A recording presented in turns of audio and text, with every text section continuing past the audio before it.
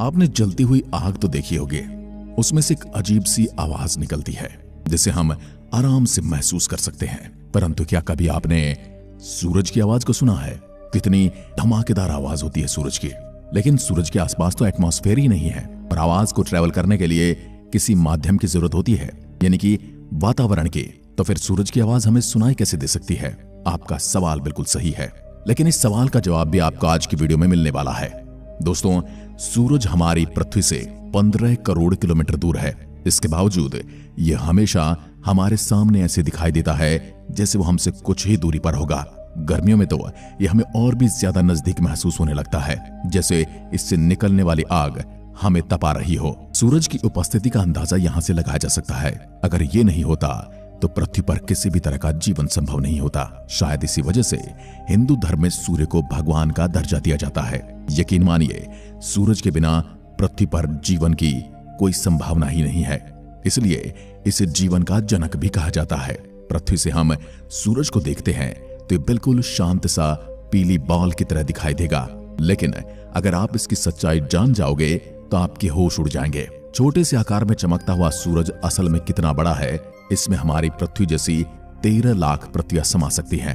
अंदाजा लगाइए कि कितना विशाल है। इतना ही नहीं, सूरज से हमेशा करोड़ों परमाणु हाइड्रोजन बम के बराबर एनर्जी अंतरिक्ष में बाहर निकलती रहती है, जिसके कारण सूर्य के कोर का तापमान तो करोड़ों डिग्री सेल्सियस में चला जाता है और इसके सरफेस के तापमान भी हजारों डिग्री सेल्सियस में है, क्योंकि इसके चारों ओर एक बहुत ही जलता हुआ घना गैसों से भरा वातावरण मौजूद है, जिसमें हमेशा बड़े बड़े तूफान उठते रहते हैं, जिन्हें हम सोलर तूफान कहते हैं। इन तूफानों की रफ्तार और इसमें मौजूद पार्टिकल की ऊर्जा इतनी ज्यादा होती है, अगर इसकी चपेट में कोई आसपास का ग्रह भी आ गया तो वह पूरी तरह जलकर राख हो जाएगा। इसका एक एग्जाम्पल आप सूर्य के करीब मौजूद मरकरी और वीनस ग्रह को देख सकते हैं, जहां का तापमान 400 डिग्री सेल्सियस से भी ज्यादा है।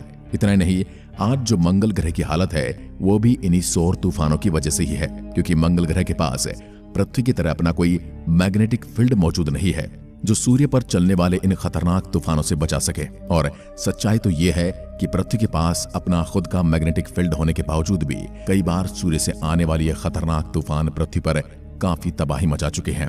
ये हमारे जितने भी रेडियो सिग्नल हैं, सैटेलाइट्स हैं, उनकी कार्यशैली को प्रभावित करते हैं और कई बार तो सारे उपकरण ठप भी पड़ जाते हैं। धरती पर कैंसर का सबसे बड़ा कारण सूर्य से आने वाली यही सोलर तूफानों की हवाएं हैं। 1990 में ऐसा हुआ था जब सूर्य से निकलने वाले एक बहुत ही बड़े सौर तूफान की टक्कर पृथ्वी से हुई और इसने पृथ्वी से लगभग सभी इलेक्ट्रॉनिक सैटेलाइट को काफी नुकसान पहुंचाया था। इसमें अरबों डॉलर का नुकसान हुआ था और पूरी दुनिया का कम्युनिकेशन काफी प्रभावित हुआ था। उस समय तो इंसान इतनी टेक्नोलॉजी का प्रयोग भी नहीं करता था और आज के समय तो बच्चे के पास भी मोबाइल मौजूद है।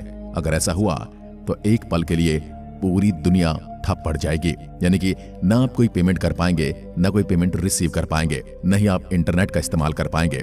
यहाँ तक कि टीवी पर प्रसारित होने वाले चैनल भी प्रभावित होंगे। दुनिया में हर काम आज इंटरनेट की मदद से हो रहा है और पृथ्वी के ऑर्बिट में भी हजारों सैटेलाइट घूम रही है। ऐसे में आज अगर कोई सौर तूफान पृथ्वी से टकरा जाता है तो पृथ्वी पर काफी ज्यादा तबाही मच सकती है। इसलिए वैज्ञानिक एक लंबे समय से सूर्य और इससे पैदा होने वाले सौर तूफानों पर रिसर्च करना चाहते हैं, ताकि हम इन्हें समझकर भविष्य में किसी बड़े सौर तूफान से बच सकें। इसलिए 12 अगस्त 2018 को नासा ने पार्कर सोलर प्रोब नाम का एक स्पेसक्राफ्ट सूर्य की ओर लॉन्च किया। भारत ने भी हाल ही में आदित्य L1 को लॉन्च किया था, जिसका काम सूर्य के सबसे करीब जाकर उस पर चलने वाले सौर तूफानों के और उसके स्ट्रक्चर पर रिसर्च करना है। इसी स्पेसक्राफ्ट में कई कैमरे और आधुनिक उपकरण भी लगाए गए हैं। जैसे जैसे ये सूर्य के करीब जा रहा है, हमें कई नई चीजें जानने को मिल रही हैं और अब तो इसने सौर तूफानों को भी रिकॉर्ड करना शुरू कर दिया है। यानी जो सौर तूफान कुछ समय पहले पृथ्वी के पोलर्स पर अरोरा के रूप में देखे जा सकते थे, आज के समय में हम उसे सुन भी सकते हैं। अरोराज तो आप जानते ही होंगे, ये हमें नॉर्वे और फिनलैंड जैसे देशों में शाम के समय देखने को मिलते हैं, जहां पर कई कई महीने लंबे दिन और कई कई महीने लंबी रातें होती हैं। आज की इस वीडियो में आपको सूर्य पर चलने वाले प्रोब की 6 ऑडियो सुनने को मिलेंगे, जिन्हें सोलर प्रोब ने रिकॉर्ड किया है। साथ ही आप कुछ तस्वीरें भी देख पाएंगे जो कि सूर्य के सबसे करीब की तस्वीरें हैं। तो आइए सुनते हैं सूर्य की आवाज। आपको ये पता होना चाहिए कि दोस्तों, अंतरिक्ष में किसी भी तरह की आवाज ट्रेवल नहीं करती, जैसा कि मैंने वीडियो के आरंभ में आपको बताया था, क्योंकि वहां पर कोई वातावरण नहीं है। और जो ऑडियो क्लिप आप सुनेंगे वो उस डेटा का प्रयोग करके नासा द्वारा बनाई गई है जो पार्कर सोलर प्रोब ने सूर्य के करीब जाने पर गैसों और पार्टिकल्स के दबाव और मैग्नेटिक फील्ड में बदलाव होने से बनाई हैं। ये कुछ उसी तरह से बनाई गई हैं जिस तरह से हम मैग्नेटिक फील्ड और दबाव में होने वाले परिवर्तन के चलते स्पीकर और हेडफोन की मदद से सुनते हैं। ये है सबसे पहली ऑडियो।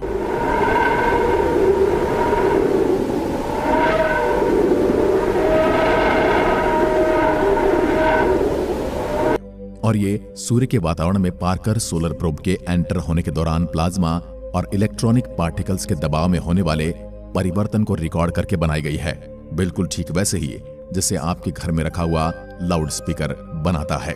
इसके अलावा आप जो वीडियो देख रहे हैं ये भी सोलर प्रोब द्वारा रिकॉर्ड की गई है।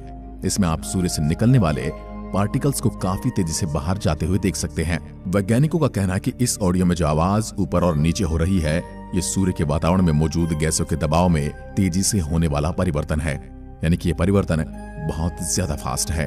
ये हमारी दूसरी ऑडियो।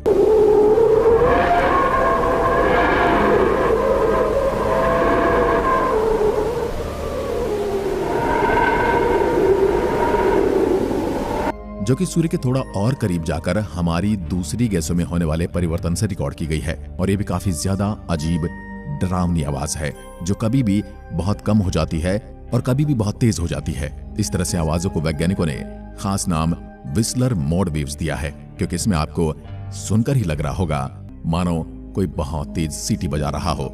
अब आती है तीसरी ऑडियो की बारी।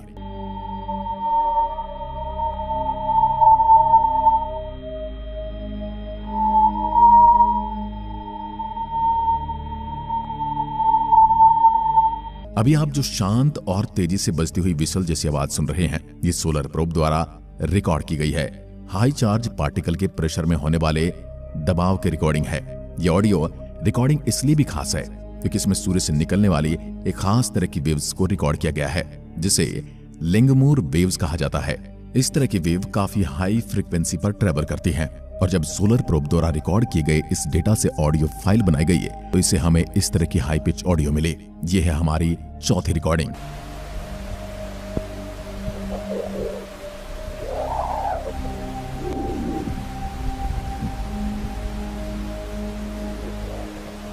यह आवाज सूर्य से निकलने वाले शोर तूफानों के खास तरह के डिप्रेसिव वेव से पैदा होती है। इस तरह की वेव सूर्य के काफी ज्यादा करीब पैदा होती है और इन वेव्स की खास बात यह होती है कि बहुत ही हाई फ्रीक्वेंसी को बदलती हैं। इस आवाज को सुनकर फिलहाल ऐसा लगता है जैसे हमारी पृथ्वी पर तेज तूफान आते हैं।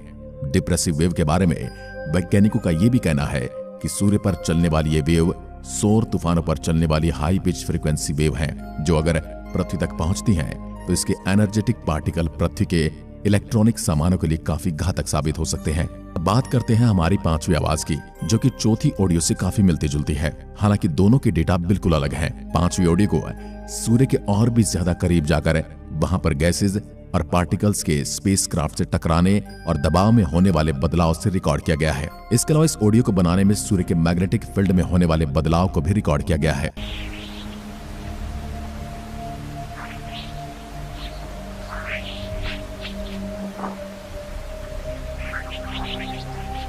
इस पांचवी रिकॉर्डिंग में जो आप आवाज सुन रहे हैं ये सूर्य पर चलने वाले सौर तूफान और सूर्य से मैग्नेटिक फील्ड में होने वाले बदलाव दोनों से मिलकर बनी है। और वैज्ञानिकों की माने तो इस आवाज और डेटा की मदद से वह सूर्य पर चलने वाले सौर तूफानों के समय अंतराल को समझ सकते हैं। यानी भविष्य में हम इस डेटा की मदद से ये प्रेडिक्ट कर पाएंगे कि सूर्य पर चलने वाले सौर तूफान कब और कितनी तेजी से आते हैं। यानी कि हम संभावित आने वाले सौर तूफान को पहले से ही नाप पाएंगे। यह है सूर्य की आखिरी और हमारी छठी ऑडियो रिकॉर्डिंग। यह ऑडियो रिकॉर्डिंग इसलिए भी खास है क्योंकि ये पहली ऐसी रिकॉर्डिंग है जो सूर्य पर चलने वाले सौर तूफान या फिर मैग्नेटिक फील्ड डेटा से रिकॉर्ड नहीं की गई है, बल्कि ऑडियो रिकॉर्डिंग उन छोटे छोटे पत्थरों की है जो सूर्य के स्ट्रॉन्ग ग्रेविटी से बंधे हैं और सोलर प्रोब के करीब 70,000 किलोमीटर से सूर्य की ओर बढ़ने के कारण लगातार इससे टकरा रहे हैं।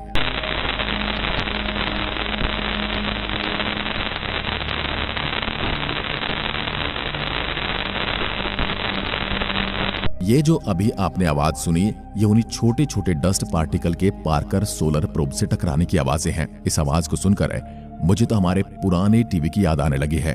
और आपको ये आवाज कैसी लगी आप कमेंट करके जरूर बता सकते हैं। दोस्तों, अगर वैज्ञानिकों की माने तो जितनी तेज रफ्तार से डस्ट पार्टिकल सोलर प्रोब से टकरा रहे हैं, ऐसे में अगर कोई दूसरा स्पेसक्राफ्ट होता तो अभी तक खराब हो गया होता। लेकिन पार्कर सोलर प्रोब को खास इसी तरह की कंडीशन में रहने के लिए बनाया गया है, इसलिए लगातार इन पार्टिकल्स के टकराव के बावजूद अपनी डेस्टिनेशन की तरफ बढ़ रहा है और जल्द ही ये सूर्य से और भी ज्यादा करीब पहुंच जाएगा और हम फिर सूर्य के सबसे ज्यादा करीबी आवाज और तस्वीरें देखने को मिलेंगी। हो सकता है आने वाले समय में नासा इसे सूरज की ओर सीधा डाइवर्ट कर दे ताकि यह जलने से पहले हमें सूरज की सबसे करीबी तस्वीरें दिखा सके। आपको क्या लगता है, क्या भविष्य में हम सूर्य के इन रहस्य को समझ पाएंगे? आज की वीडियो में बस इतना ही। जय हिंद, जय भारत।